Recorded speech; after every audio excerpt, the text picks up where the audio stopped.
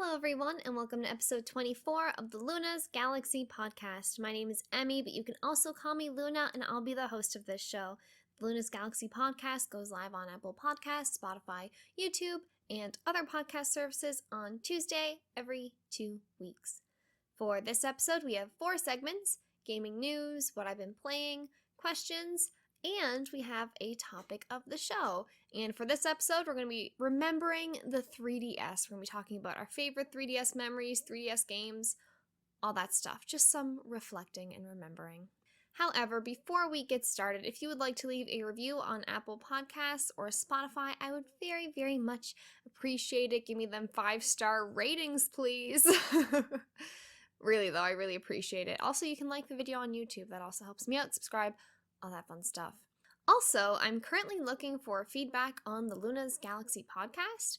If you have any constructive criticism or feedback about what you enjoy about the podcast or where it could be improved, etc., please comment below on the YouTube video. You can also use in the Discord channel, Discord server.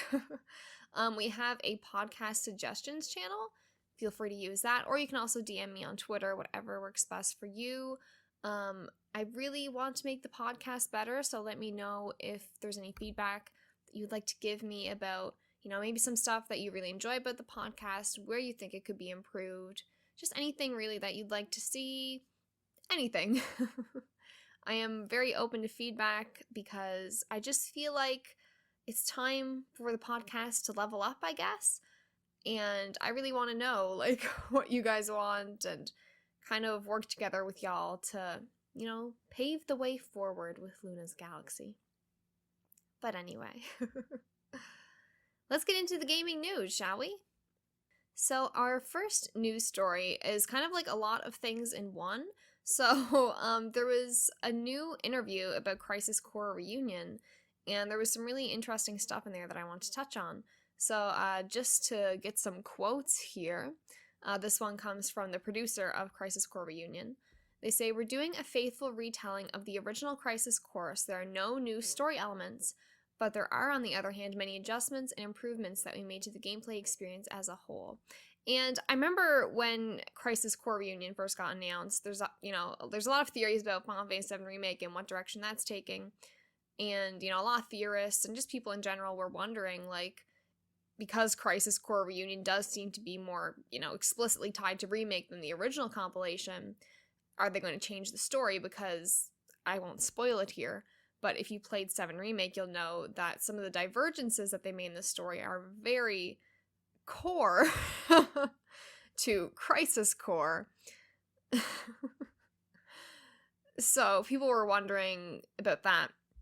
And personally, I've always been of the opinion that if they were to change Crisis Core's story to align better with Remake, that would completely defeat the purpose of Remake, in a way, because I think with Remake, what makes that ending so impactful is, as the player, you know that this is not what was supposed to happen, and you know that, okay, things are going to be different moving forward.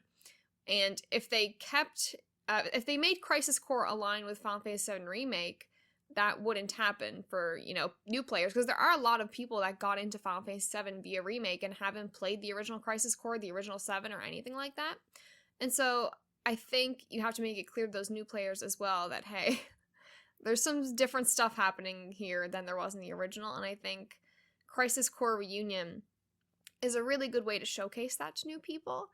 And I don't know how you could do Crisis Core and not have that ending be the way that it is. I don't think it's off the table for there to be, maybe an extra cutscene at the very end, post-credits that aligns with Remake.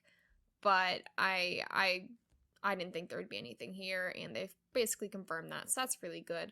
Also, adjustments and improvements to gameplay is really good. It's been a while. It's been a hot minute since I played Crisis Core, but, it's fine for a PSP game. I didn't have any huge issues with it, but definitely I think to make it feel more fresh and good in 2022 or 2023, whenever they release this, I definitely think that is very good. And, I would have been fine with just a straight up, port, HD port that we're pretty much used to when it comes to remastering games.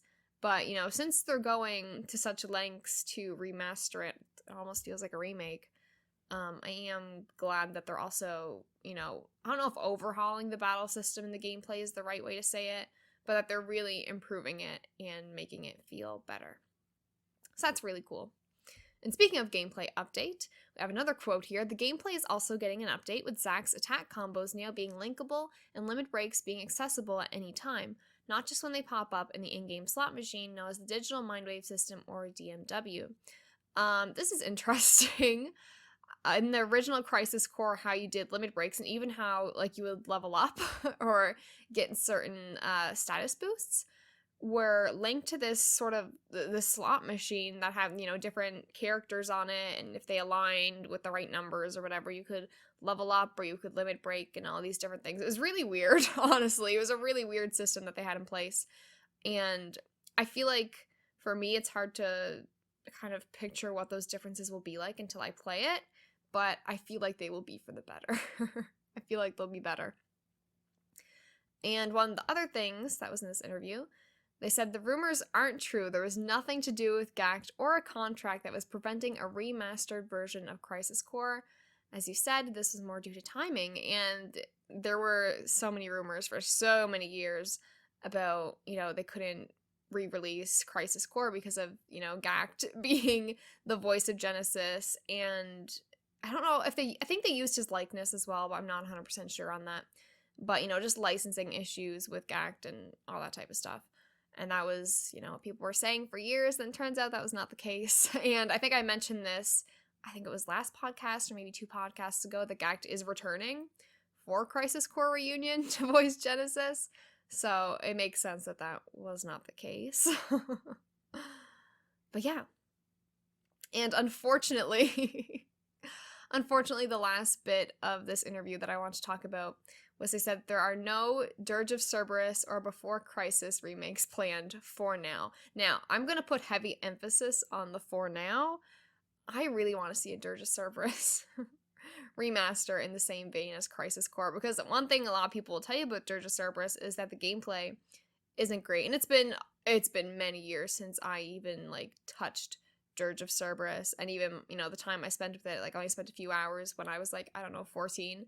I was really young. It's been a while. I do want to go back to it, but it's been a while, and from what I've heard and from what I remember, the gameplay is a big thing of oh, this isn't great, regardless of how you feel about how hot Vincent Valentine is and how cool Final Fantasy VII is. A lot of people just weren't about that gameplay, and they've said about Crisis Core that they have been making improvements to the gameplay, and if y'all could do that for Dirge of Cerberus, ooh, and make Vincent Valentine and new graphics. Although Vincent Valentine, I'm not gonna lie, he does still look good on the PS2 graphics. But anyway, I don't know as much about Before Crisis, but I think a Before Crisis remake honestly might be even more intriguing, because I could be wrong, but I don't think that ever came to the West, and it was only a mobile game in Japan, but before mobile games were a really big thing. So I'd be interested in both of those. I really hope it is just a for now, hint hint, wink wink, nudge nudge type thing, because I would love to see them. And I mean, personally, I think, I might have said this before, I said somewhere before, I personally think that once we get Final Fantasy VII Rebirth, and then we're waiting for, the next Final Fantasy VII Remake, the conclusion to the Final Fantasy VII Remake trilogy, I guess we will call it, I think in between those games, we might get a Dirge of Cerberus remaster/remake. And shout out to the person, I'm sorry I can't remember who it was right now, but I think it was someone commented on my reaction video to the Final Fantasy VII 25th anniversary announcements, because I talked about a Dirge remaster at that point too and how I wanted it, and someone said that a really good name for a Dirge of Cerberus remaster would be Final Fantasy VII Dirge of Cerberus Reloaded, and I was like, oh, that is so good. So fingers crossed they do that, because I really like that. So shout out to that person in the YouTube comments. I thought it was funny. But moving on from Final Fantasy VII, kind of, PlayStation Plus Extra and Premium have gotten an update, and this is the first update that we've gotten since it launched. And so for PS Plus Extra, we have Stray and Final Fantasy VII Remake Intergrade, have been added amongst some other PS4 and PS5 games, but like those are the highlights. And unfortunately, only 2 new games for the premium tier of that is composed of previous generation games. So I think they added 2 PSP games. Not 100% sure about that, but out of this huge backlog of games that, PlayStation can draw upon for the service, we got 2. And I think PS Plus Extra is going to be worth your money. If you have PlayStation Plus Essential, you like that, and you're thinking about upgrading to PlayStation Plus Extra, I think it'd be well worth your money to get to play, even try out some PS4 or PS5 games that maybe you wouldn't spend, full price on, or you're not even sure if you're going to join, so you don't want to spend money on them to begin with. I think that PlayStation Plus Extra is going to be worth a lot of people's money, and I might buy it at some point, I'm not going to lie. It's just the premium tier, and the thing is, this premium tier only adds that backlog of games from, PS1 to PS3, PSP era. But they're asking for the most amount of money, and they're offering the least amount with that tier. And that's the confusing part for me, where it's like, I almost feel like it should be in reverse, even though I know that doesn't make sense, because like more people are going to buy extra because it's less money, whatever. But I really think they have to step up their game for PlayStation Plus Premium to really make that worth it. I know a lot of people are going to buy Premium anyway, but adding 2 games this month, it's like, I don't know. I feel like they can do better, especially when you consider how much more expensive it is. It's the highest tier, and you're pretty much offering the least amount of value at that tier compared to PlayStation Plus Essential and Extra. That's just my take. I really hope to see more improvements with this for real, because I am interested in upgrading at some point, but I've been waiting because I don't know how I feel about putting all my money into that right away. Maybe, come December when I usually renew my PlayStation Plus, I'll just upgrade. But, when the time comes to upgrade, I don't know if it'll be extra or premium, because, I do like that backlog of games, but at the same time, I don't know if it's really worth it. So they got to keep adding more games to premium. And speaking more about PlayStation has announced they're introducing PlayStation Stars, an all-new loyalty program. And the gist of this that, I would compare it to is how Nintendo has their little rewards program where you get like, I think it's like the gold coins or something and the platinum coins. It's something like that. They're gold and platinum, but I don't know if they call them coins. Points? Yeah, I think points. They look like coins. Anyway, it reminds me a lot of that, where it's free to join, so that's cool. And so I'm just going to read off some of the stuff that they had in this blog post. It says, once you become a member, you'll earn rewards by completing a variety of campaigns and activities. Our monthly check-in campaign simply requires you to play any game to receive a reward, while other campaigns require you to win tournaments, earn specific trophies, or even be the first player to platinum a blockbuster title in your local time zone. So yeah, essentially just play games and you will be rewarded for it. And, generally I think that this is really cool. Nintendo has their thing. I think Xbox also has their thing, but I'm not familiar with Xbox, so I won't really talk about that. But I like being rewarded just for playing games. And this is better than nothing. So this is really good news. Another thing that they had in this blog post was all PlayStation Stars members will have opportunities to earn loyalty points. Points can be redeemed in a catalog that may include PSN wallet funds and select PlayStation Store products. As an additional benefit, PlayStation Plus members enrolled in PlayStation Stars automatically earn points for purchases on PlayStation Store. So, earning points for your purchases on PSN, kind of similar to how Nintendo does their rewards. You earn like a certain amount of, coins that, whatever. So similar in that way, but you can redeem it for PSN wallet funds, which is also similar to how Nintendo has theirs set up. And this is just cool. This is cool. I'm going to be buying games on PSN anyway. I might as well get some sort of reward for it. So that's really cool. And the last bit that I have here about PlayStation Stars is also, as a part of PlayStation Stars, we are unveiling a new type of reward called digital collectibles. Collectibles are as diverse as our portfolio of products and franchises. They are digital representations of things that PlayStation fans enjoy, including figurines of beloved and iconic characters from games and other forms of entertainment, as well as cherished devices that tap into Sony's history of innovation. And that's pretty cool. I feel like it's hard to really conceptualize what this will be like until I see it. But they have clarified that it has nothing to do with blockchain, NFTs, any of that. It does just seem to be this thing for fun. But yeah, I'm really looking forward to seeing how PlayStation Stars plays out, and I want to earn points and be rewarded for doing things that I was going to do anyway.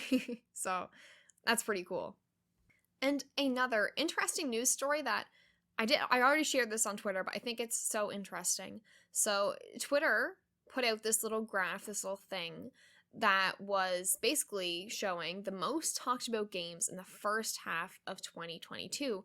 And this might be surprising to a lot of people how this plays out, because I'm sure if you're, on gamer Twitter or whatever you want to call it, you probably hear a lot of people tweeting about, big games, God of War, The Last of Us, those types of things that, hardcore gamers would talk about, I guess. But this list might be surprising. It didn't surprise me, but it also did at the same time. Because, I'm aware of how big mobile gaming is. Y'all know I love my mobile games. But almost the majority of the games on this list are mobile or, can be played on mobile. And so starting at number 10, we have The Legend of Zelda, which honestly is probably the most, or at least one of the most, hardcore out of all of this list, aside from maybe one other game. But that's not at number 10. And honestly, I thought that was pretty high. I figured it would have been something else. But anyway. And then at number 9, we have Valorant. At number 8, we have Fate Grand Order. At number 7, we have Elden Ring. So that's the other one that, probably isn't too surprising. What number are we at? Number 6 is Apex Legends. And number 5 is Project Sekai, one of my favorite mobile games, Hatsune Miku Colorful Stage. Number 4, we have Final Fantasy. And number 3, we have Ensemble Stars, another one of my favorite mobile games. Number 2, we have Wordle. And at number 1, we have Genshin Impact. And so just looking at the top 5 specifically, the only one of those games that, isn't completely mobile is Final Fantasy. And, that's like the entire Final Fantasy series that they're counting as this. This isn't like Final Fantasy 7, Final Fantasy 14. This is just Final Fantasy. Meanwhile, Project Sekai, Genshin Impact, Ensemble Stars, Wordle, that's all like one game. You know what I mean? It's not an entire series. Same with Legend of Zelda. If Legend of Zelda Breath of the Wild, like if we were just counting one specific game, I don't think Legend of Zelda would be there. I think you might see Final Fantasy 14 on the list. And I think that's why Final Fantasy is so high. Because you'll notice also in this list that almost all of these games are ongoing with the exception of Elden Ring and I guess you would say like Legend of Zelda. Everything else in this list falls into either mobile or ongoing. And so, I think that the reason Final Fantasy is so high is because of 14 being an ongoing game. Even though it's not a mobile game, it's ongoing and it has a huge fan base. And, Genshin Impact is wild. And, I think Genshin Impact is unique because, you have a more mobile audience, the people that are probably playing, Project Sekai, Ensemble Stars, that are into those types of mobile games are probably playing Genshin. But you also have more hardcore gamers that are into Genshin as well. But man, I didn't think Ensemble Stars would be that high. And I think one of the most interesting things about Ensemble Stars is that Ensemble Stars didn't even get an English localization for... This game has been ongoing for, I want to say, 7 or 8 years now, and it just got put out in English like 2 months ago, a month ago, is when it came out, and I've been playing it since then. And so, like, these numbers are for a global audience, but I don't think a lot of people realize how big mobile gaming is, and I think as, more hardcore, console gamers, we kind of downplay the effects that the mobile gaming market has on, other games and just the industry as a whole. We don't realize how popular they are, how influential they are. and how, wild, I don't know if that's the right word, but how big and, what's the word I'm looking for? Oh my God, it's like at the tip of my tongue and I can't think. How dedicated that these fans are for these games, I think is really, really interesting. And, I play a lot of these mobile games and I don't talk about them that much because it feels almost silly. But then, you see a list like this and it's like, oh, Project Sekai, Ensemble Stars, those are two games that I play literally every day. But I never talk about because they're mobile games and I think, people just aren't really interested in hearing about that. But they have such huge and dedicated fan bases and, the mainstream, you know, gamers, gaming journalists, all that type of stuff. We don't talk about mobile games unless it is something, more groundbreaking like Genshin Impact. But they really are, like, they're huge. And, I'm not saying that more games journalists should be playing gacha games or, mobile games with anime idols like I do. But it's really interesting to me how this chart is. And so I thought I would share. And of course Wordle is at number 2 because that was like a cultural phenomenon for a period of time. But yeah, Ensemble Stars being at number 3 is just so intriguing to me. Wow. Anyway, stop like downplaying mobile gaming. I understand it might not be for everyone. I'm not saying you have to enjoy mobile gaming, but I think some people, and not a lot of people, but it's like a loud minority that just kind of shits on mobile games regardless of like anything. And I think that you can criticize mobile games and predatory gacha and just so many things about mobile games. But, I think at this point it would be kind of ignorant to just ignore how big they are and influential and all of these things. Like I said, you don't have to play them, you don't even have to talk about them, you don't have to think about them. But I just think it's interesting as a mobile gamer, and I thought that I would highlight that. But anyway, that's all I have for news. So let's talk about what I've been playing. So I have renewed my sub for Final Fantasy XIV, and I finished base game Heavensward. I haven't really started the patch quests yet. I've just been doing like the blue quests, not the main scenario. Although the blue quests might be patch quests, but they're not main scenario. Anyway, so I've been playing a bit of that. So we're having Final Fantasy XIV Summer Round 2. And I went back to Last Window, so you might remember me talking about Last Window on the DS. I think it was around February when I started it. And I put it down around that time because I was really busy with university, and it's a visual novel, so I was like, I don't feel like reading, because I'm reading every day constantly for university, and so I just couldn't stick with it. I put it down. Not be any reason because of the quality of the game, or, I couldn't get into it. It was really just that my brain was dead at that point. Anyway, so I went back to Last Window, and I'm really enjoying that. I want to finish it. And I've also started Captain Toad Treasure Tracker for the Switch. I was just looking for a chill game to play, and that's what I stumbled upon. I've had it for a while now and just haven't touched it, so I've started it. It's so cute. It's such a cute game. I love it. I love Toad, obviously. And the last game I've been playing is I, the Somnium Files nirvanA Initiative, and I finished it. I finished it a few days ago, and I haven't stopped thinking about it since. I still have to work on my platinum for it. Probably going to do that after I finish recording the podcast. But, man, like, what to say? Next episode is going to be all about I, the Somnium Files nirvanA Initiative. I'm going to do a spoiler-free review and then more of a spoiler cast.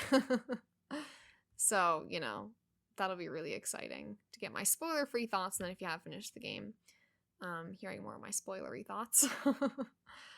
It's so good and so, I feel like, hard to describe.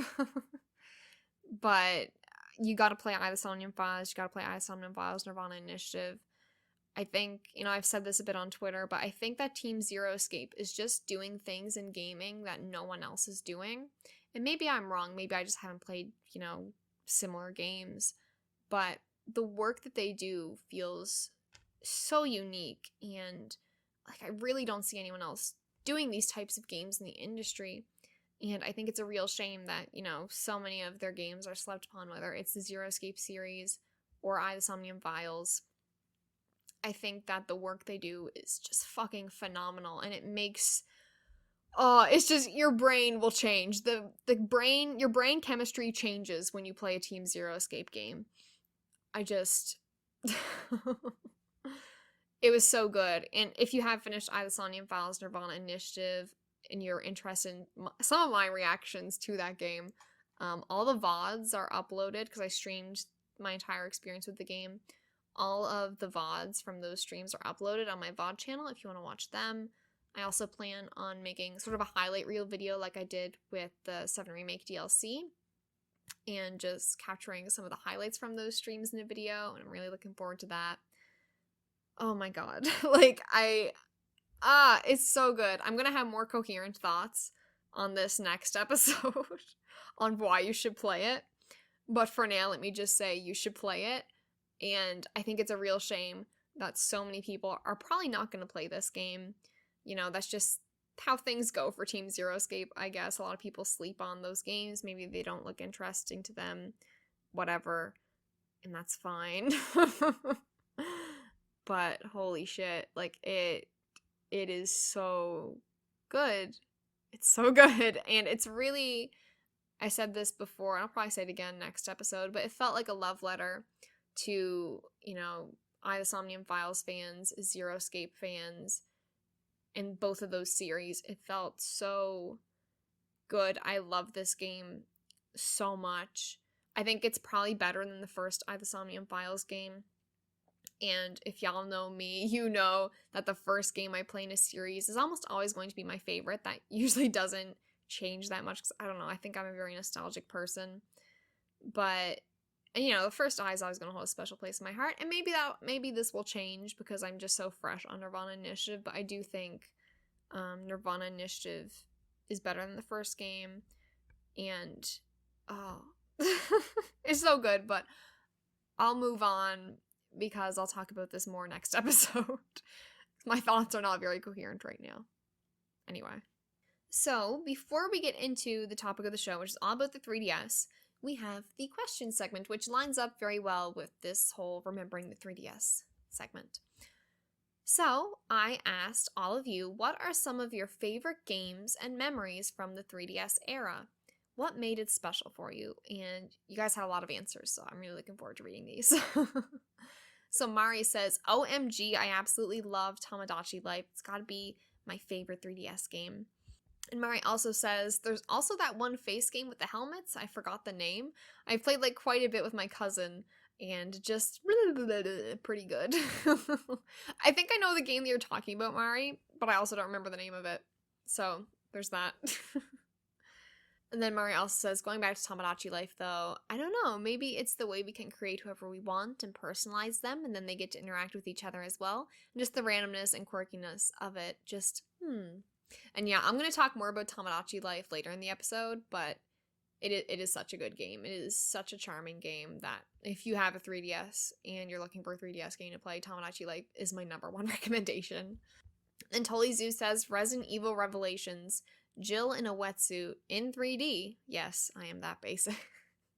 I respect that, Tolizu. And then V says, not necessarily about a game, but I have a lot of fond memories of bringing my 3DS to conventions and street passing tons of people. Made cons feel even more special and like I was connecting with fellow con-goers who had similar interests as me. During my early teenage years, especially when I first attended cons, it was really impactful to me since growing up, I was often bullied and outcasted by my peers for being the geeky weeb girl since I liked anime and video games that weren't FPS games. Didn't help that I had glasses, braces, and an awful haircut, lol. Finding a group of people just like me and making friends that way was really fun and important for me in those years.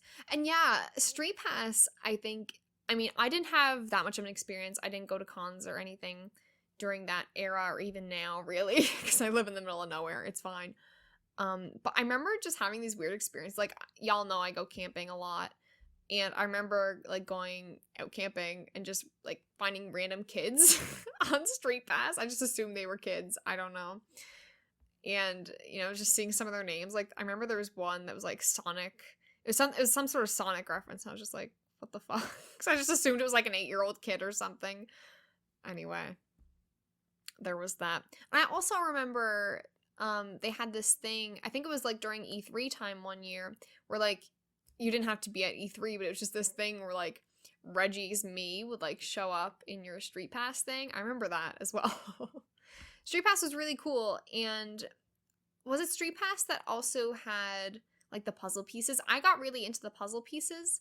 And I think it like tracked how much you walked as well, and that's how you could get the coins to like get the puzzle pieces. I don't know if I ever finished any of the puzzle pieces. Or puzzles. I think I might have finished one of them, but I remember I was working hard. I was working hard to get those puzzle pieces and to finish those Street Pass puzzles. Anyway. And then Mila says, honestly, I have loads from playing Mario Kart 7, Super Mario 3D Land, Fire Emblem Awakening, and many other early releases back in the day, to playing through the Etrian Odyssey games, as that series is so relaxing and truly used the 3DS hardware to its limits. Atlas supported the 3DS so well, and I loved playing through their games on it, other than Etrian Odyssey, such as Radiant Historia, Perfect Chronology, and SMT4. Plus, also, the time when I was studying abroad in Japan and played my first Taiko game on my brand new Japanese 2DS XL. Taiko no Tatsujin Chibi Dragon, I hope I said that right, and the Fushigana Orb. Still got many more memories to make, such as playing through select games I missed, some Japanese exclusives, as well as the fan translations of games like the Dragon Quest, Monsters games. Such an incredible handheld. Emila also says, oh, and the time I imported Persona Q from the US and used an exploit at the time to break the region lock on my PAL 3DS. Then I accidentally patched the exploit out before I could beat it, RIP. Yeah, man. I feel like I also still want to play more games on the 3DS, but I don't know if I will because they're so expensive now, and the eShop is, I mean, I think it's still there for a bit longer, but like you have to use eShop like like gift card stuff, and you can't use a credit card, and so that kind of made me like, I don't know. I don't know if I actually will, which sucks. It sucks that so many games are so expensive that I missed out on, like SMT4 or I think it's like Devil Summoner. There's a few Atlas games that they're so expensive now, and I don't know if I'm ever going to get to play them, unfortunately.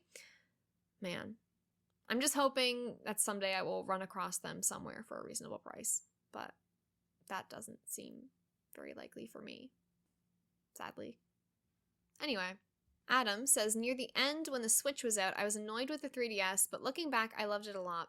I've recently used it to replay 999 and play Luigi's Mansion 2. I got my first 3DS for my 12th birthday while on holiday in France, especially to play Pokemon X and Y, which were actually set in France. I got Animal Crossing New Leaf and Ocarina of Time with it. I played so many of my favorite games on 3DS. 999 with backwards compatibility, VLR for the first time, Ace Attorney 1 through 6 and the spin-offs. My first Zelda game was Ocarina of Time 3D, which didn't click with me at first, but eventually picked back up and loved it. A Link Between Worlds was excellent too. A great system, just felt underpowered at times and maybe outstayed its welcome, which is kind of how I am with the Switch now. Very, very similar experience for me, Adam. I got my 3DS on my 12th birthday as well. It's kind of weird. You like copying me? Anyway. I also had a very similar experience with Ocarina of Time. That was my first Zelda, and I haven't gone back to it since. It didn't click with me either, but I do want to go back to it at some point. And then Iron Aggro says, I never had a 3DS, so my only real experience with it was back in 2012 when Kingdom Hearts Dream Drop Distance came out. I was checking out the YouTuber who was farthest ahead in the game, so my first experience with DDD was watching a 15-minute video every 30 to 45 minutes for like 3 or 4 days. Oh my god. That was why I got my 3DS, was for Kingdom Hearts 3D. We called it 3D back in the day. I know we say DDD now, like Dream Drop Distance, but back in the day, and I still do this a lot, I say Kingdom Hearts 3D, because that was how they marketed it, so it was on 3DS, but now it's you know, you can play it in other places, so we don't say 3D anymore, we say DDD, but to me it's always 3D. I feel like I just like aged myself as a Kingdom Hearts fan. Anyway. Then QWERTY says, a few of my favorite 3DS games, Kid Icarus Uprising, Professor Layton and the Azran Legacy, definitely Animal Crossing New Leaf. Same as Adam, Ocarina of Time was my first Zelda game. We had very similar experiences. I'm still excited whenever new Zelda comes out. In addition, I adored Animal Crossing New Leaf. I tried City Folk as a kid, but didn't really understand the concept of Animal Crossing, so I didn't like it and we returned it. Wow. What the hell, QWERTY? Anyway. But after seeing the huge hype for New Leaf when it came out, I decided to go for it and try Animal Crossing again, and I fell in love. I played it daily after school and was always excited when the seasons were changing to get all the new furniture sets and rearrange my house.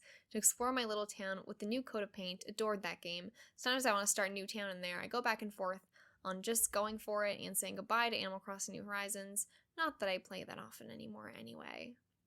Yeah. I restarted my island, or not, it's not even an island in New Leaf. Your town in New Leaf. I restarted mine around the time that they did the big update for it. A few years after it launched, I restarted my town. I tend to do that with all of my Animal Crossing games. I'm like, I'm not gonna do it, but then I end up doing it because I just get frustrated at the mess that I've created. Anyway. QWERTY also says, Professor Layton in the Azran Legacy was definitely a huge game for me. The Layton series was my favorite at the time, and it was billed as the grand finale. I waited and waited and was so excited. I remember it actually being in a few Nintendo Directs, which made me super excited that other people saw it existed. The weekend that game came out was so fun. I did nothing but play it all weekend, and it was a great weekend. Until I played Zero Escape, Azran Legacy was my favorite game. And then you saw the light, QWERTY.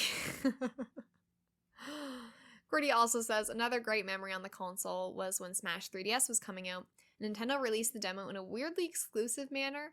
Random Nintendo members would get emails with like 5 Smash demo codes.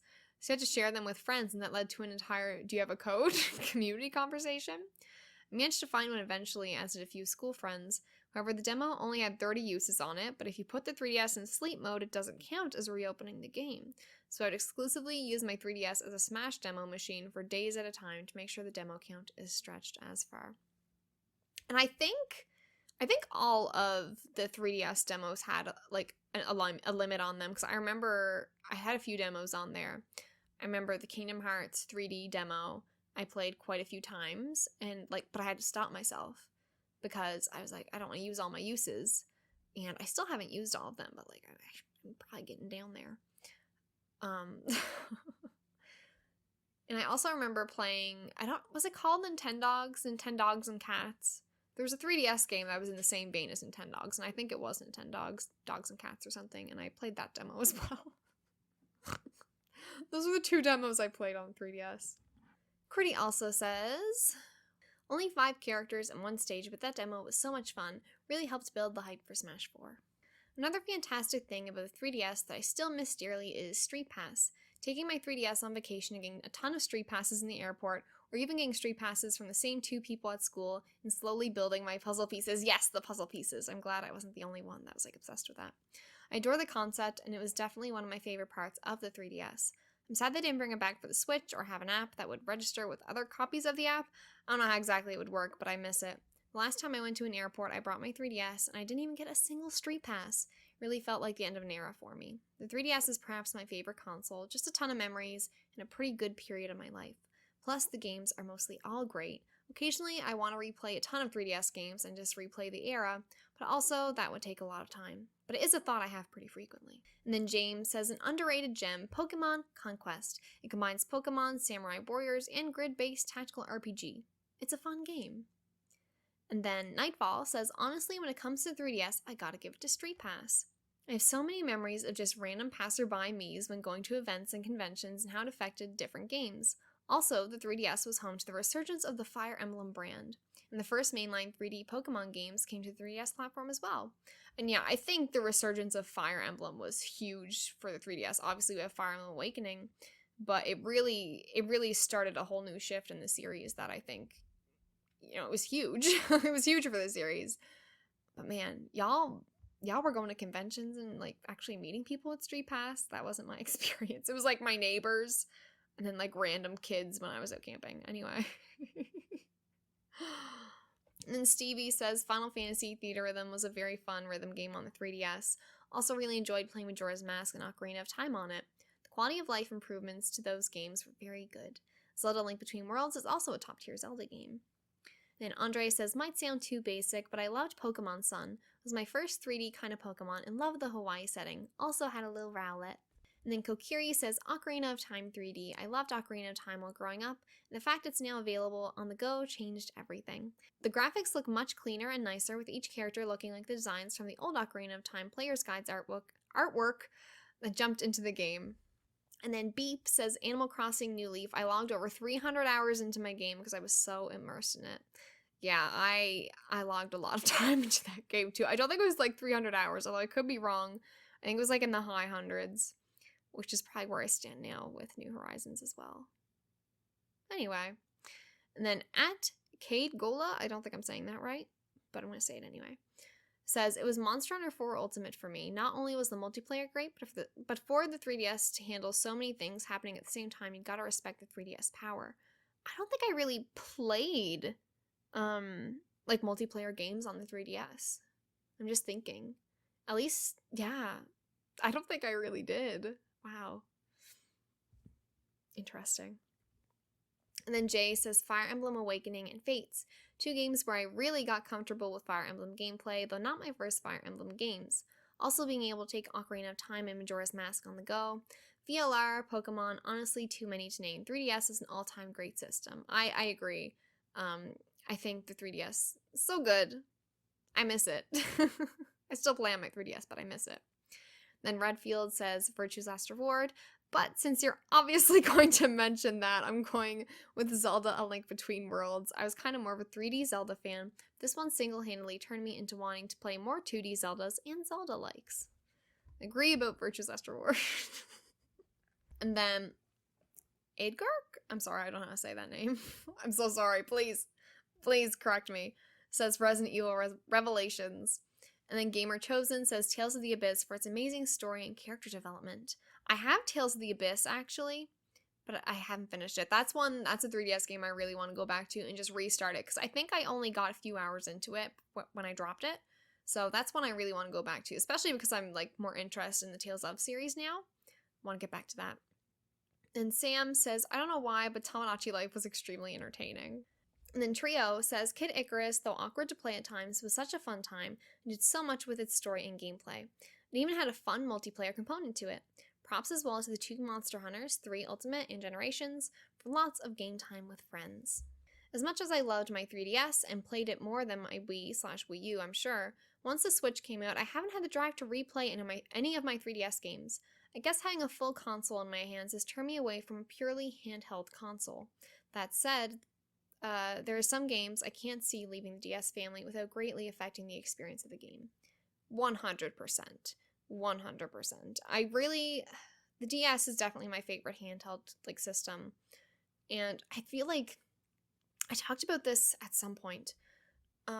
It's weird how handheld gaming has changed so drastically. Like, obviously we have the Switch, but we don't have anything that's purely handheld except for really mobile games.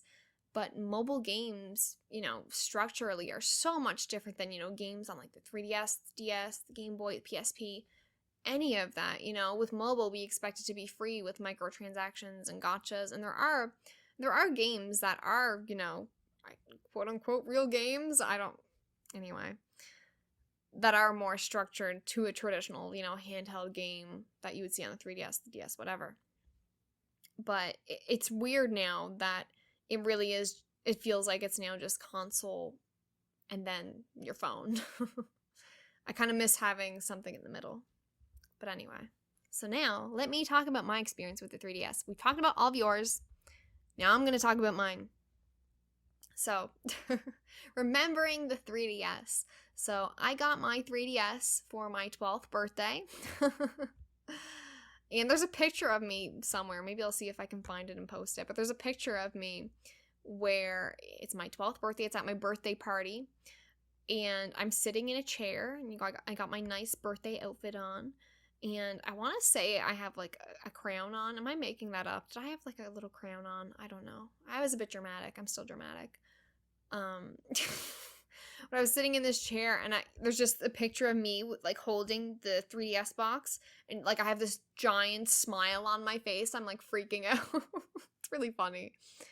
Anyway, so I got my 3DS when I was turning 12 in 2012, because Kingdom Hearts 3D was releasing in the summer. I think it came out July 31st, and I needed to get my 3DS. And I was planning on buying this myself. I was like, I'm going to save my birthday money. I'm going to buy my 3DS, because I had, prior to this, bought a PSP to play Kingdom Hearts Birth by Sleep. And so I was like, okay, I'll like save up my money and I'll buy myself a 3DS. But then my parents surprised me and they got me a 3DS. So that's why in the picture I'm like freaking out, because I didn't expect it. Anyway, let's talk about some of the games I played on it, because there's a lot of games on 3DS and I played a lot of them, but also it feels like not a lot of them because I'm reading some of your answers and I'm like, I missed out on a lot. But anyway, so first off, I want to talk about some of the games on 3DS that have since been ported to other consoles, or were ports to begin with, but that I feel shaped my 3DS experience. So obviously, first off, we have Kingdom Hearts Dream Drop Distance, and I have in brackets here, we used to call it Kingdom Hearts 3D. And this was the first game that I like truly binged. Prior to that, I played games like a normal person, and I still do. I went through a phase in my teenage years where, I'd play games really quickly every now and then, but, now I take my time. That was the first game that I really went through very quickly. I think I finished it in somewhere between 2 to 4 days. I want to say closer on the 2 side of things, but I'm giving myself a bit of leeway. And I really enjoyed Kingdom Hearts 3D at the time. And, I think it was a fun game. And, prior Kingdom Hearts handhelds, specifically on the DS, so 358 over 2 days and recoded, I think regardless of what you think about the quality of those games, story or gameplay wise, they feel like a bit of an identity crisis for the Kingdom Hearts series in, graphically, how they present in the gameplay, and even a bit in the story. And that's not to shit on them. I just think they're very different than literally every other game in the series in some ways.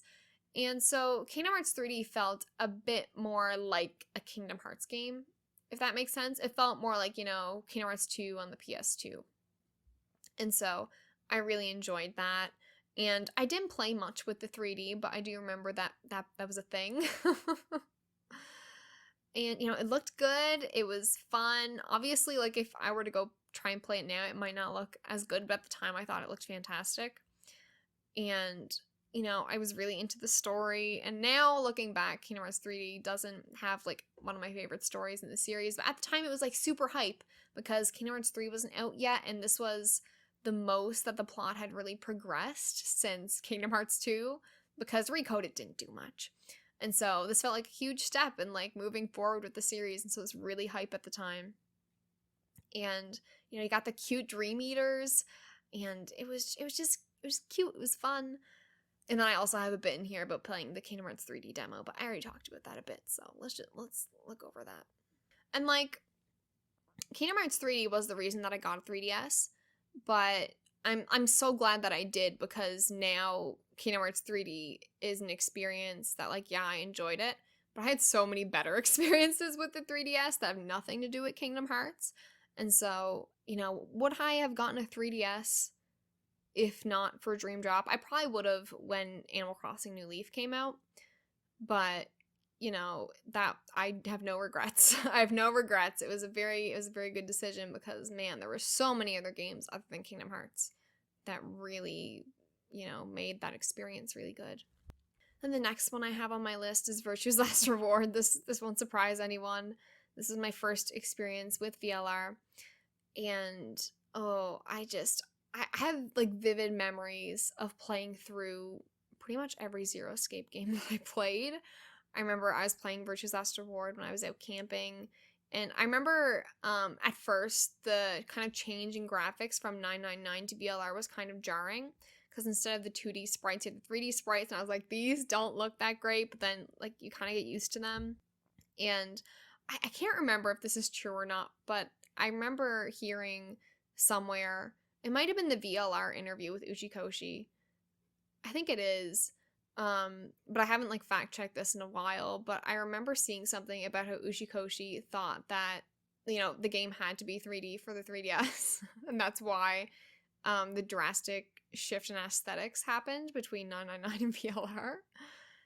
Anyway, such a good experience. I really want to do an episode on Virtue's Last Reward at some point. I'm like waiting to replay VLR because I've been feeling it for quite some time that I want to go back to it. I just haven't gotten to yet. I'm like praying for a Switch remaster of the Nonary games. And then I'll replay VLR, but like, so good. Like, it's such. I mean, 999 is my favorite Zero Escape game. It's my favorite game of all time. But VLR felt like a real step up in like the scale of things. It felt like, okay, this game is on a whole other level, and it was just really cool. I really like Virtue's Last Reward. Anyway, we have Disney Magical World 2, and I know what you're thinking. You're like, Emmy, what the fuck? But it was good. So there were actually 2 games, Disney Magical World 1 and 2, and I played both of them. And this just, like, these releases just aligned very well with me. So when I was in my teenage years, I went on 2 trips to Disney World. Those are the only times I went in my life. And both times, the releases of these games lined up perfectly. And so when the first Disney Magical World game came out on the 3DS, I was going to Disney World for the first time, and so obviously I bought it to play on the plane so I could like get hyped to go to Disney World, and you know, I played it when I was there, all these things. And it was great. I loved it. And then by the time that the second game came out, I was going to Disney World again. And so once again, I bought the sequel and I played it on the plane to Disney because the first one was really good. And they're both really fun games, and now you can play Disney Magical World 2 on the Switch. I have not played that version of it, but the 3DS versions were like genuinely so much fun. And like, I feel like they're underrated. Like, they're so cute.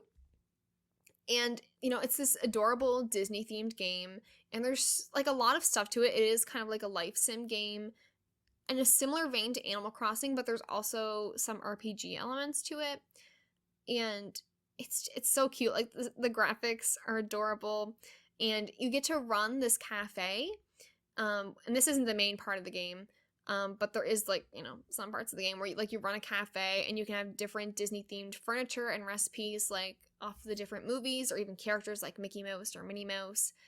And it's so cute getting to like customize it. In the cafe, you can hold parties, and certain characters can go to your parties. So like if you have all like the Little Mermaid furniture or recipes, then like Ariel will come to the party at the cafe. And it's so cute, and there's so many outfits. Oh, the outfits were adorable.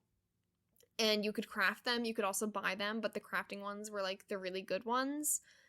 And oh my god, there's really so much content in this game. And so, like, I never technically finished it, even though I put a lot of time into it.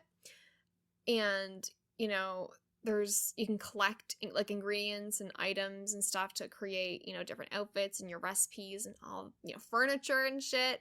And there's even, like, kind of RPG-like missions where, you know, I got to defeat these, like, ghosts. And you can get, you know, special items that way that, like, you can use for your crafting to, like, level up, like, your wand so you can be more powerful when you do those missions, or level up your armor, create new armor, create new cute outfits. There's so much in this game, and it's such a cute and wholesome, cozy game.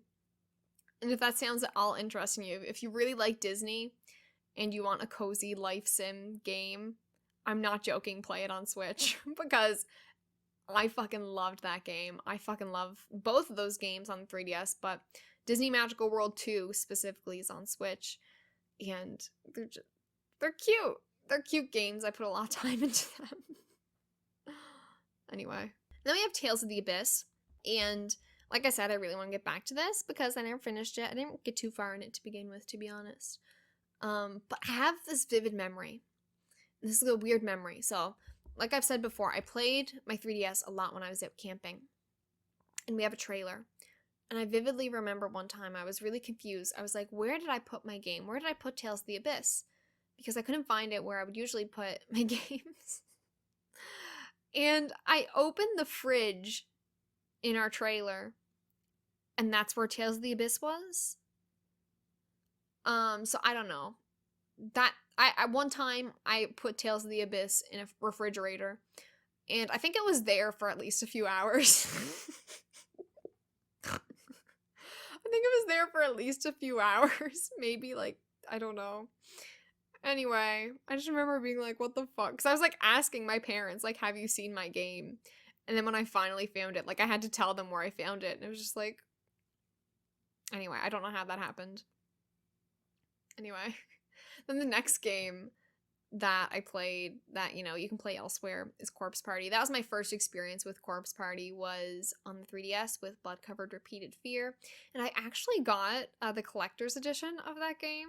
So, like, that's really cool because now it's like you can't get it, and I think it's quite expensive. And so that was my first experience with Corpse Party, and I really fucking love that game. It was, honestly, that's one of my first horror game experiences in general, and it's a good game. It's a good game. And for the longest time, that was the best way to play Corpse Party up until they did, they basically put the 3DS version on, like, Switch and, you know, modern consoles, so you could play it that way, and they added some new content to that as well, but it is more similar to the 3DS version than, you know, other Corpse Party versions that aren't as good.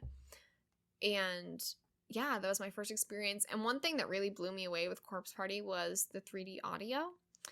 I played that game with headphones, which I usually don't do, but the sound design in Corpse Party is genuinely, like, so good. It's some of the best I've heard in a video game. But anyway, I've done an entire podcast episode on Corpse Party. So you can check that out if you'd like, if you want to hear more of my thoughts on Corpse Party as a series. But yeah, that was a good first experience on a 3DS as well. So now let's talk about some 3DS exclusive games that I played. So these are games that as of now are only available on the 3DS, but that, you know, similarly really marked my experience with 3DS and really, you know, stuck with me. So Bravely Default, this was a game. It was a really fun game, and I, like, almost finished it, but I didn't. I think I got to, like, almost the very end of the game. And the reason why is because it can be a bit grindy. It's kind of like an old school turn-based Final Fantasy in a way, but there are, like, different gimmicks that, you know, set it apart. And there's 4 main characters in this game, and there's like a class system, and so you can make these characters basically almost any class that you want and sort of play with them and figure out what works for you. And there's a lot of classes, and you can level up the classes, and it's really cool. And the gameplay was fun, and it has this unique thing where it's like you can either, like, kind of like skip a turn and be defensive and, like, stock up so that you can be more powerful next time, or, you know, you cannot do that. You cannot do that. And so there's cool mechanics in that game, and, you know, it has a really great soundtrack. It's a good 3DS game, and it's a fun JRPG that, you know, if that sounds interesting to you, I'd recommend checking it out. I never got to playing Bravely Second, but the first Bravely Default was pretty good. It was pretty good, and I don't think you can play that anywhere else now. I think it's still just on the 3DS, although you do have Bravely Default 2 on the Switch. But anyway. And then we also had Fire Emblem Awakening, which, you know, I feel like we've all heard of. This was my first Fire Emblem game. This is what got me into the series, and I played through this game twice. I played through it when I first got it, and then again a few years later. And to me, this is a real must-play from the 3DS era. It's one of the most iconic games, I think, from that era. And like how Nightfall said earlier, this marked the resurgence of Fire Emblem as a brand, as a video game series, as something that could be more mainstream. And it was so good. It was so good. And that was my first experience also with, like, the sort of strategy type gameplay. I'd never done anything like that before, and I ended up really liking it. And, you know, I didn't have permadeath on. I'm not that type of person. But I did really end up liking Fire Emblem Awakening, and the character interactions as well. The different classes I thought were really cool, and the character designs. Tharja. She was really hot, but, you know, a lot of the characters were nice to look at. They were easy on the eyes. and it was a really fun game. So yeah, get Fire Emblem Awakening if you're looking for a 3DS game. That's a good one to get. And then on a similar note, I also played Fire Emblem Fates Birthright, and this one, I finished it. I didn't like it as much as Awakening, but it was still a fun game, and I think that this really set the path for Fire Emblem Three Houses. So if you don't remember, or you just didn't know at the time, Fire Emblem Fates, they had two 3DS games. There was Fire Emblem Fates Birthright, and I think it was Fire Emblem Fates Conquest. I'm not 100% sure on that. But there were basically two games where it was in the same universe, had the same characters, but it was like two branching paths. So think of it if Fire Emblem Three Houses, you had three separate games for Edelgard, Claude, and Dimitri. It's kind of like that. And so with Conquest, you would go with your adoptive family that you've known all your life. And then with Birthright, you would go with your, blood relatives that you just met. That was essentially what it was. Honestly, I feel like I should have went with Conquest. I feel like I would have liked it more. Mainly because Camilla's character design was really hot.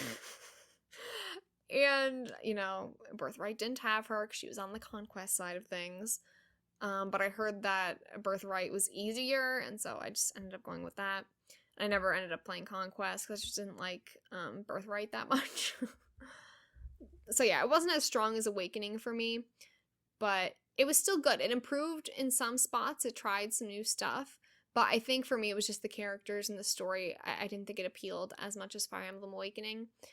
And also, it just rubbed a lot of people the wrong way in that, there were these two separate games. And there was a DLC path that was a mix of them. It was just really weird. It felt kind of cash grabby with how they did it. And then, you got Fire Emblem Three Houses, where it wasn't a cash grab. They put so much content into that game. And yeah, so something good did come out of sort of, what's the word I'm looking for? Kind of playing with those ideas of branching paths and, choosing what path you want to go down, what characters, all that stuff. Playing with that, with those ideas did, I would think, end up leading to Fire Emblem Three Houses, which, fantastic game. But I think they didn't quite get it as right with Fire Emblem Fates. But anyway. And also, there was another Fire Emblem game on 3DS, Fire Emblem Echoes, I think. I only played a little bit of that. That came out near the end of the 3DS life cycle, and I might get back to it at some point. But I think it turned me off a bit that I didn't have my own self-insert character. It was more like, I guess, a traditional JRPG. There's no self-insert character, and so I was like, eh. But did do a lot of new things from what I remember when it comes to Fire Emblem gameplay. But anyway, I didn't play enough of that to really talk about it, so moving on.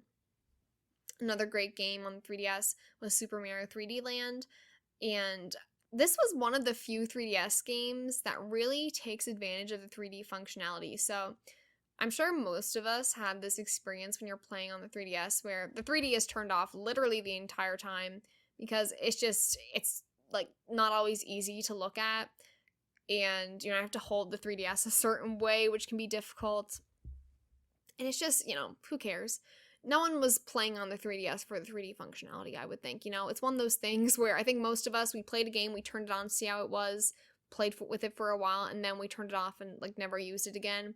Or use it, every now and again. Most people, the 3DS with the 3D wasn't the most great thing about that system, ironically, considering it's called 3DS.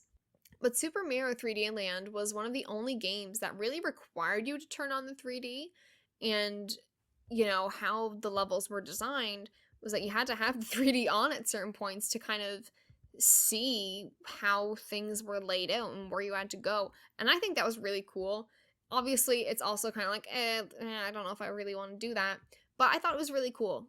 So, yeah, it's a fun Mario game. I feel like that's all to say. It's a fun Mario game, and it used the 3DS 3D stuff in a way that I literally don't think any other game did on that system. So that was cool. And then we get to Persona Q. I never finished it. I got to the last dungeon, I think. So that's kind of embarrassing that I still haven't finished it. But I was getting irritated with the puzzles. But it's a really fun game. I really enjoyed it. I haven't played a game like that before where you kind of, you create your own map and you're kind of dungeon crawling in this first person view. The core gameplay of, turn-based Persona. I understand that. That was fine. But I really like the character interactions in this game. The main plot was like whatever, but I really like the character interactions because you get to see more of the Persona 4 cast and Persona 3 cast, and they can interact with each other, and it was fun. I liked seeing more of Kanji. He's like one of my favorite characters. And that was the highlight of that game for me, was basically Kanji. And, there's just some goofy Persona stuff in there that I thought was fun. That's about it. Another game that I want to talk about is Animal Crossing Happy Home Designer. So, this really set the stage for the Animal Crossing New Horizons DLC. If you remember that. I think they called it Happy Home Designer, actually. No, they didn't. It was something like that. It was some sort of design. I don't know. It was very obviously Happy Home Designer related. But anyway, it was a fun change of pace because at this point, Animal Crossing New Leaf had been out for a while, and I think a lot of people were waiting for an Animal Crossing on the Wii U. That never happened. And so this was just something cool for Animal Crossing fans. We got Animal Crossing Happy Home Designer, and it was fun. It was, catering more to the aesthetic side of Animal Crossing. And I feel like, that did end up affecting New Horizons in a way, not just with the DLC, but just kind of how that game plays out in general and what it's kind of known for now with like customization and stuff. And so this was all about the design. You weren't doing your dailies, you weren't trying to make money to pay off your loan, you weren't, doing errands for your neighbors, you weren't doing any of that. It was just you were working a job in the Animal Crossing universe, and you were making homes and customizing homes for villagers, and also these little buildings. So, you had like a school, so you had some shops, restaurants, hospital, all that type of stuff, which, if you played the New Horizons DLC, it's like extremely similar. It is basically Happy Home Designer, just as New Horizons DLC, which is really cool because Happy Home Designer was not New Leaf DLC. It was like a whole new game, and I really enjoyed it.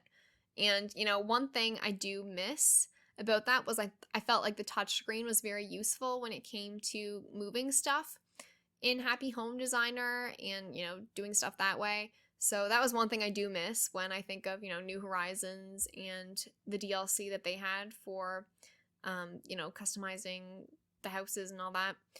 That was one thing I missed. But Happy Home Designer really set the stage for that, and it was fun. It was a lot of fun at the time. Just chill fun. Anyway, so now I want to talk about my absolute favorite 3DS games that need a remaster, that I highly recommend, that really made my experience on the handheld. These are the ones that if you are looking for a 3DS game to play, you need to pick these up. If you are, if you're at a yard sale, you see someone selling one of these games, you gotta grab it. It's one of the best games on the system. Trust me. So good. So good. There are a lot of good games on 3DS, but these are the ones where I feel like everyone should play them, and that they need a remaster. It's a real shame that these games have not been ported to Switch or anywhere else. Or like had a sequel. Some of these games don't really need a port. Maybe they need a sequel. I don't know. And I need to talk about them. So let's get into it. So the first game will not surprise you. It is Tomodachi Life. Tomodachi Life is my number one pick for a 3DS game that I just need more of. Whether it's a remaster or a sequel, I don't care. I need more of this game. It is so much goofy fun. Just so much fun. And, I'm not sure if they could really do a remaster because there were some things that, did take more advantage of the 3DS, whether it was like the camera for certain mini games or the touchscreen, stuff like that. But I do think it could work. And, we could also get a sequel. I'd be really down for a Tomodachi Life sequel. And it honestly amazes me that it hasn't happened yet because, oh my god, it was so good. It was just so much fun. I put so many hours into this game. It's probably up there with Animal Crossing New Leaf, to be honest. And so the basic gist of this game, if you haven't heard of it, you basically run an apartment building with a lot of custom Miis. And so you start off with maybe like 20 slots, 20 apartment, rooms. But as you add more, as you play it more, you can get like up to, I want to say like 60 Miis in that apartment building. And so how I did this was I made custom Miis as like myself. I made some for my friends. I did them for fictional characters and, just some other like goofy stuff. And it was so much fun because it's, the core of the game that I liked was sort of the relationship aspect of it. And so your Miis could make friends with each other. They could be best friends with each other. They could get in a relationship with each other. They could get married, and they could even have kids. Like it was a life sim in a lot of ways, but it was so goofy. And so um one thing that I did in Tomodachi Life when I first started playing it was I married Hagakure from Danganronpa. You might know him as Hiro if you played like the English dub or whatever. But Yasuhiro Hagakure. I married him in Tomodachi Life. The only good Danganronpa character.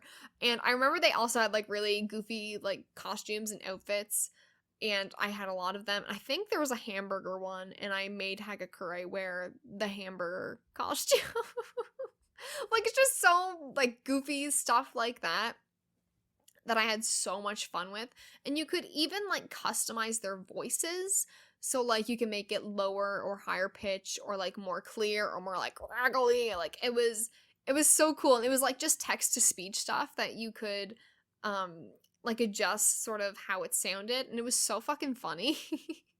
Giving them like different voices, it was just so cool. And hearing just the text to speech of like how they would say things in funny ways. And you could like give them custom catchphrases. Oh, it was so cool, the amount of customization that game had. And you could like level up the different characters and like how much time you spent with them. So, every time that you fed someone, you could like get more affection from them or something. Or, you did an activity with them. You could do so much. Every time you did a favor for them, all that type of stuff.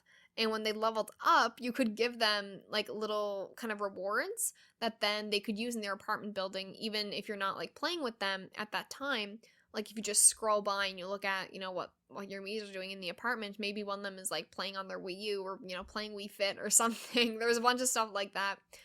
And there's just so much personality in that game. And it's one of the most goofiest, enjoyable, just fun games I think I've ever played. And it's so fun. And every Mii had their own favorite food. And there's so many foods in that game to choose from. So, it would be like, there's a lot of Miis in my Tomodachi Life that I don't know what their favorite food is because I just haven't had the time to feed it to them. They also have like a least favorite food, but when you give them their favorite food, they'll like soar off of planet Earth and go into space. And like, it's so funny. It's so funny. And like, the relationships were a big aspect of it, where like, I said this before, but like you'd go into a Mii's apartment and they'd have this little bubble, and you'd like ask them what's up, and they'd be like, oh, like I want to be friends with, this other character that's like has another apartment. Or, they'd get crushes. And there was this really funny thing where, a character could have a crush on someone, and then they'd be like, okay, I'm gonna go confess. And they'd go to confess on the beach to this one character. And then, and then as they're confessing, like another Mii would show up and then confess their love. And then, the Mii that has been confessed to by like 2 to 3 people has to choose someone, and you don't get to control who they choose a lot of the time. I don't think you do at all. I can't remember exactly, but they can't choose. Like you can't choose. And so, maybe you started off thinking that these two would be in a relationship, but now it's these two. And it's just so fucking goofy and so much fun. The one thing I do say is that I don't think there was any same-sex stuff. So if they ever did remaster or do a sequel to Tomodachi Life, I would really like that. And I don't think, I don't know if they would want to be like, give characters certain sexualities and be like, oh, are they interested in, men, women, both, whatever, do something like that. Be more inclusive, whatever. Because that was one thing I had where I was like, oh, like I can't make certain Miis get together because they were gay. So that was one thing. But like for the most part, it was so fucking funny. It's so much fun.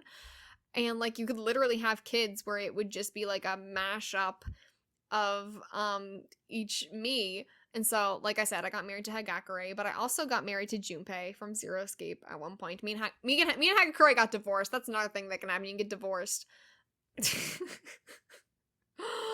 was so much fun. And you can, like, go on vacation. So, like, when the Miis would get married, they would go on, like, a honeymoon to a different country. And, there'd be these little pictures of them, like, being tourists. And they could, like, get in fights. That's the other thing I forgot to mention about the relationships, that they can get into arguments and they'll be, like, really sad about it or really angry. Or, like, you'll look at their apartment building and they'll just be, like, throwing shit at each other. And they'll have to apologize later. It's this whole ordeal. There's so many, like, silly mini games that I think would be so much fun, like, as a streamer to do. Like, it was a lot of fun playing it by myself, but I think it'd be even more fun with a community. And, like, they had rap battles at, like, a certain time of day. You could go to, like, the town square or whatever it was called. Maybe, I think it was, like, the fountain. And the Miis would do rap battles with each other. Like, you know, when you go on for the first, you know, in the morning, all the Miis would, like, give you some money for the day to, like, buy food or clothes or whatever. And there'd be, like, the morning market, the afternoon market, the night market, where, you know, one of your Miis would be selling, whether it's, like, clothing, food, whatever, at, like, a discounted price, or, like, something that you can only get during those markets and not the regular store. There was so much, and they had, like, weird dreams. Like, at night, you'd go and you'd click on them, and you'd, like, look at their dream, and it would just be, like, something fucked up, and then they'd wake up and be like, there's so many funny Tomodachi Life videos on YouTube. Like, if you don't have the game, watch some of those videos. It's so funny. And they could do concerts. So, like, you could pick a genre and then just, like, write in your own lyrics, and the text-to-speech would do it. It was so fun. There's some really funny Tomodachi Life videos on YouTube. And it's so much fun that, like, it amazes me that this game hasn't come back in some capacity yet. That would make me so hype, honestly. It's one of my favorite 3DS games, if not my favorite. And, you know, another thing that's surprising is that after Tomodachi Life came out, they did Miitopia on the 3DS, and that has been, you know, remastered for the Switch. And so I'm like, why did they do Miitopia and not Tomodachi Life? Because Tomodachi Life is so much better. Man, we need a new Tomodachi Life or a Tomodachi Life remaster. Because that's the thing, like as a streamer, I think it would be so much fun, but, like, it's really hard to stream 3DS games. It's like, I don't want to have to deal with that. I don't want to think of the logistics of that, whether it's emulating or whatever. That's so much effort. But I think it'd be such a fun stream game. So I'm like, please remaster it. It would be so much fun. Like, I did play it like you would play Animal Crossing, where, you know, you log in multiple times a day. And, oh, there's another thing I forgot about. They did, like, daily news reports. So at a certain time every day, one of your Miis would, like, do a daily news report. It would just be, like, goofy shit. And it was so cool with, like, the text-to-speech. And, you know, they'd just be like, oh, like, they asked someone on the street. And it would be, like, another one of your Miis that, like, said something fucking stupid on TV. It was so good. It was so good. That's, bring back Tomodachi Life. Please. Please. So good. Okay, I have to move on. One of the next games I want to talk about is Animal Crossing New Leaf. Y'all probably saw this coming. I have so many hours into this game, and most Animal Crossing fans, I would think, would tell you that this is the best Animal Crossing game, and I see why. I don't know where I stand with what my favorite Animal Crossing game is. I think that they all have different strengths and weaknesses that are really hard to kind of pin down what one is the best. I think it just depends on the mood, at least it does for me. But I see why a lot of people see this as the best one, because this was such a huge jump from, you know, Wild World and City Folk to New Leaf. Because Wild World and City Folk were, like, very similar. They, you know, City Folk basically just added the city, which had, like, a few more shops, a few more things to do, but it's basically the same as Wild World. And then when you get to New Leaf, you're the mayor. So previously to that, and, you know, other Animal Crossing series, you were not the mayor. You were just a resident. You were just a neighbor. You were just a person that moved here. And, you know, everyone knew each other already. You have the mayor, whatever. But in New Leaf, you are the mayor. You come to this town and they're like, oh, our mayor isn't here yet. Like, can you fill in? And then that gives you a lot more control over the game than you've had previously. And so, you get to add like not really furniture like you would in New Horizons, but you get to have these sort of town projects where you can add like a bench or a bridge and these different things that you didn't have control over in past Animal Crossing games. And so that was really cool. And you had this town area which was pretty similar to the city in City Folk, where you had the different stores and the museum and all that type of stuff. And they also had some really fun stuff like the little DJ thing that would happen at night, like KK Slider was a DJ or something. There's a lot in New Leaf that was a lot of fun. And they also did a big update in New Leaf, I think it was a few years after it released, just like randomly, where they added in Harvey and they had a few more things in the game. I think they added in amiibo compatibility. That was one of the big things. But anyway, they added in some new stuff, and that game just lived on for a very long time. And it's really good. And it's fun. One thing I will say is that I find Animal Crossing's New Leaf's graphical style to be one of my least favorites in the series. There's just something weird about it. I don't know. That's like a very subjective thing, but it wasn't really for me. But it's you can play it for a very long time, and it was getting to that point in the series where your villagers were very samey, but not quite there yet. So one of my big things with New Horizons is that I felt like a lot of the villagers just didn't have as much personality as they did back in the day. They weren't as mean to you, all these things. And I feel like that kind of started with New Leaf, but it wasn't 100% there yet. And so I did notice that, and that affected, me playing it. But, generally, I think New Leaf is a fantastic game, and if you're an Animal Crossing fan, you should play it. I really do love Animal Crossing. I know I give it a lot of shit sometimes, but Animal Crossing New Leaf and even New Horizons, the entire series I really enjoy. And, I look forward to seeing what Nintendo does with it next. Hopefully bring back asshole villagers. I would really love to play the other Animal Crossing games on Switch. And, do I think that would happen? Honestly, no. I don't think that's ever going to happen. But I think it would be great. I think it'd be easy money for Nintendo, to be honest. But, just looking at the success of New Horizons. But do I think it'll happen? No. No, I don't. But if they did, I'd be there. I would rebuy City Folk, Wild World, New Leaf, and I would, buy the original Animal Crossing that I haven't really played, except for, a few times emulating. But that's besides the point. I love Animal Crossing because all the different Animal Crossing games offer different things, and so it can really just depend on the mood. And if I could just play them all on my Switch, I'd pay for that, and I would play it. But anyway, another game that I really loved was Theatrhythm Final Fantasy Curtain Call. I talked about this last episode, so I won't focus on it too much. But there's so much music in this game. If you're a Final Fantasy fan and you love the music, you love rhythm games, like, this is a really good fucking game. It has all the mainline games up until Final Fantasy 14. It has some songs, but there's a lot of sad games like Type 0. It has, 13-2, Lightning Returns, a lot of stuff like that, Crisis Core, even Advent Children, which is a movie. There's so much music in this, and so much content, so much to play. The beat maps are fun. There's different difficulty levels. It's so good. I love rhythm games. I love Final Fantasy, and that makes this a really good game. I would love to see, a new Theatrhythm Final Fantasy game with, more songs from, more updated games like Final Fantasy 15, 7 Remake, all that type of stuff. I would love it. So yeah, if we don't get a remaster, can I get a new game? Please? Anyway.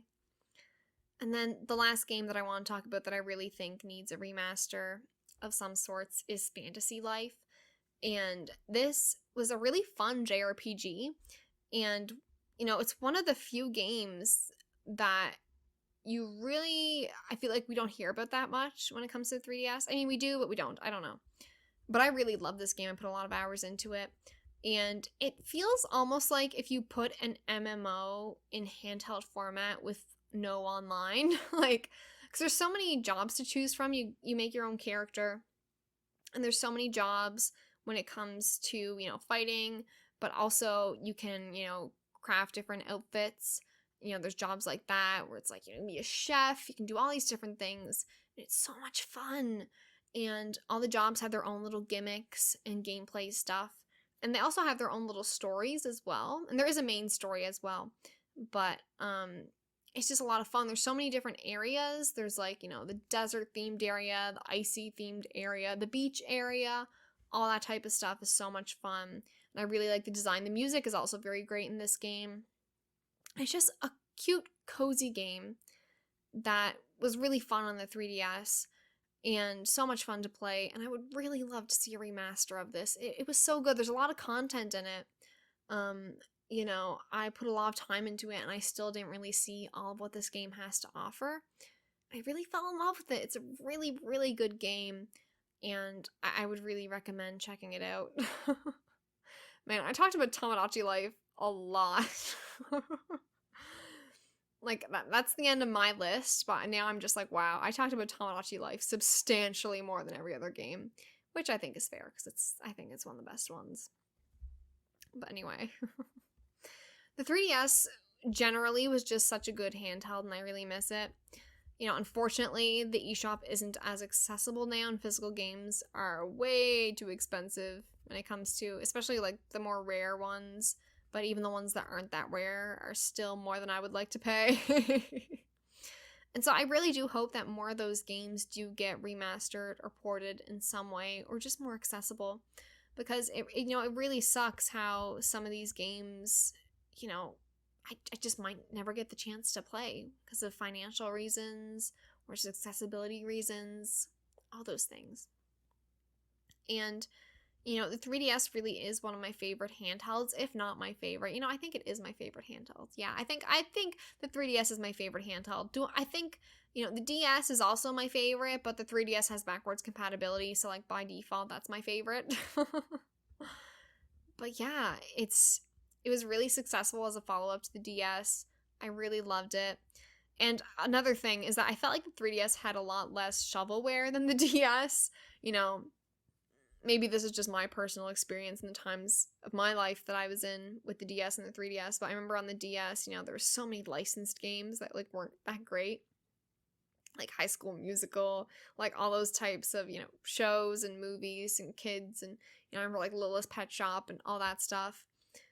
And the 3DS I think had a lot less of that, but maybe that's just I was older and so I wasn't playing those, but I think it had a lot less when it came to stuff like that. But yeah, I think the 3DS has a lot to offer if you're at all interested in, going back and reliving some of those memories, picking back up some of the games that maybe you didn't get to play that much that you still have, that are accessible to you. I think the 3DS is really cool. I think it's a really great system. And, I gotta keep an eye out for some of those games, because there are still games from the 3DS that I want to play.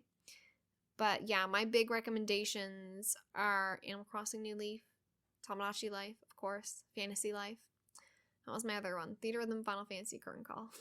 Those are the big ones that I think a lot of you will enjoy. And also Fire Emblem Awakening. That was another really good one. That's really iconic. But yeah, I think that's about all I have to say about the 3DS. Right? Yeah. Yeah, I don't have anything else to say. Okay, just double checking with myself. Okay. Thank you so much for listening to the Luna's Galaxy podcast. If you enjoyed this episode, please feel free to like, comment, and subscribe on YouTube or leave a review on Apple Podcasts. I'll be back on Tuesday, August 2nd. I can't believe it's almost August. For the next episode, where we'll be discussing who knows what, except I do know that it will be either Somnium Files nirvanA Initiative. Look forward to that. If you want to be a part of the Luna's Galaxy community, you can join our Discord server, link in the description. You can also keep up with me on Twitter, Instagram, or Twitch, where I'm at EmiLunaGames. I hope you all have a wonderful day, and I'll see you next time. Bye-bye.